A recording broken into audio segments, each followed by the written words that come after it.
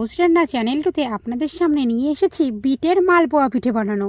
মালপোয়া পিঠে বানানোর জন্য আমরা নিয়ে নিয়েছি একটা বিট, কিছুটা চালের গুঁড়ো, 1 কাপ পরিমাণ তেল আর চিনি গুঁড়ো।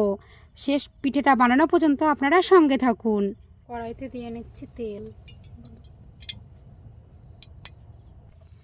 আপনারা দেখতে পাচ্ছেন বিটটা পেস্ট করে চালের গুঁড়োতে দেওয়াতে বিটের কালার, চালের গুঁড়োর কালারটা পিঙ্ক কালার চলে এসেছে। অনেক সময় বাচ্চারা বিট খেতে চায় না। বিট একটা উপকারী সবজি আমাদের।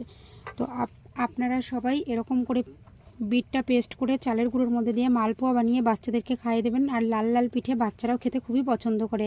এবার আপনারা দেখেন আমরা পিঠেটা কি করে ভাজি।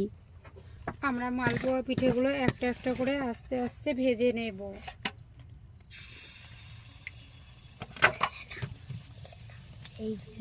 হবে না।